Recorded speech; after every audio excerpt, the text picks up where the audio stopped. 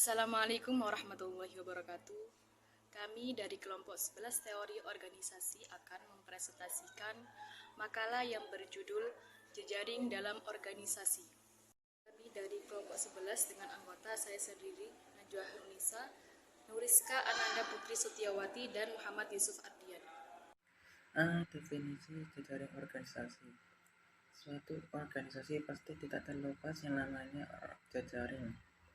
Jejaring dalam organisasi memiliki arti suatu hubungan atau koneksi antara satu organisasi dengan organisasi lainnya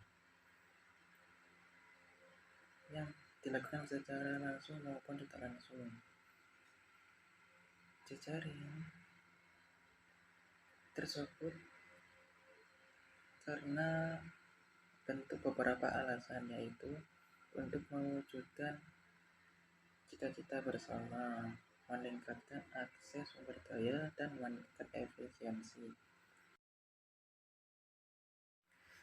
Definisi jejaring organisasi. Suatu organisasi pasti tidak terlepas yang namanya jejaring. Jejaring dalam organisasi memiliki arti suatu hubungan atau koneksi antara satu organisasi dengan organisasi lainnya yang dilakukan secara langsung maupun tidak langsung. Jejaring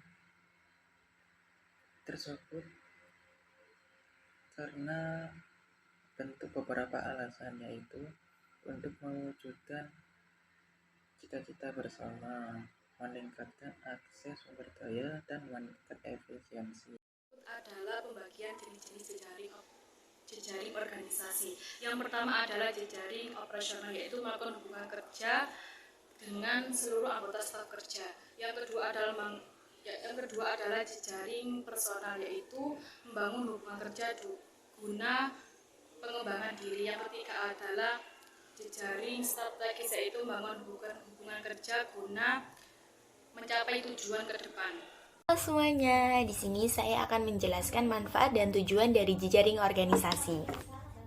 Jejaring organisasi sendiri itu apa sih? Tadi kan sudah dijelaskan ya sama teman saya, yang pada intinya jejaring organisasi adalah hubungan antara organisasi satu dengan organisasi yang lain secara sengaja maupun tidak sengaja. Maka dari itu, jejaring organisasi memiliki banyak sekali manfaat. Manfaat dari jejaring organisasi yang pertama adalah mendapatkan informasi. Pastinya dalam sehari-hari kita akan mendapatkan banyak sekali informasi, entah informasi apapun itu. Seperti contoh, kita masuk kelas nih, terus ada teman kita bilang, di sana loh ada orang jatuh ketiban pohon gitu. Nah, contohnya seperti itu. Dalam organisasi juga ada banyak informasi yang penting. Apalagi dalam jejaring organisasi yang konteksnya kita berhubungan dengan organisasi satu dengan organisasi yang lain. Pastinya akan mendapat banyak sekali informasi. Begitu. Yang kedua adalah memberikan informasi. Pastinya seseorang itu jika sudah dekat, dia pasti memiliki rasa ingin memberikan informasi kepada temannya yang sudah dekat. Nah, sama dalam sebuah organisasi kita pastinya sudah saling terikat dengan satu sama lain, sudah dekat, sudah kenal. Nah, dalam hal itu, jika kita mendapatkan informasi apapun dari orang lain, contoh, kita mendapatkan informasi ya, saya mendapatkan informasi beasiswa. Nah, saya itu ingin sekali memberikan informasi ini kepada teman-teman satu organisasi saya, begitu. Apalagi dalam hal jejaring organisasi, pastinya informasi yang diberikan pasti akan lebih banyak dan lebih penting lagi gitu, lebih berguna bagi diri kita. Kenapa sih kita harus memberikan informasi? Nah, menurut saya sebagai individu itu adalah naluri yang ada pada diri saya. Saya ingin memberikan informasi kepada si A, si B, atau si C karena saya merasa dekat dengannya dan karena saya berpikir si A, si B, dan si C ini membutuhkan informasi yang saya berikan. Nah, dalam hal jejaring organisasi ini kan organisasi A dan organisasi B memiliki hubungan dengan secara disengaja. Kenapa? Karena mereka ini ingin mencapai sebuah tujuan gitu, ingin mencapai suatu tujuan. Maka dari itu organisasi A dan organisasi B ini saling memberikan informasi agar mereka bisa mencapai tujuan tersebut.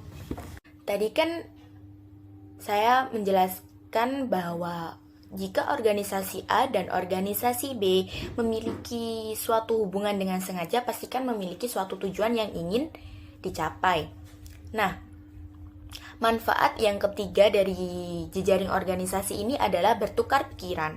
Kenapa? Karena jika kita ingin mencapai suatu tujuan, kita pastinya akan memikirkan tindak lanjut yang akan dihadapi, yang akan dicapai untuk tujuan tersebut.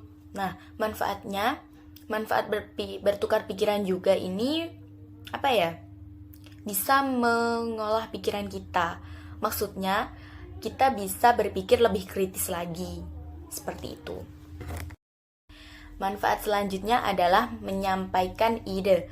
Kenapa menyampaikan ide? Karena jika kita ingin bertukar pikiran, kesuksesan jejaring organisasi tidak dapat diukur secara kuantitatif, tetapi secara kualitatif. Kemampuan membangun jejaring dalam organisasi merupakan kebutuhan bagi orang-orang yang ikut dalam sebuah organisasi.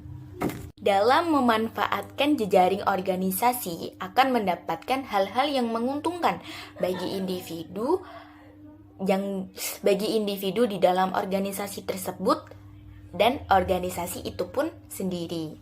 Sekian penjelasan dari jejaring organisasi oleh kelompok 11. Jika ada salah kata ataupun pengertian yang kurang berkenan di hati kalian, mohon maaf.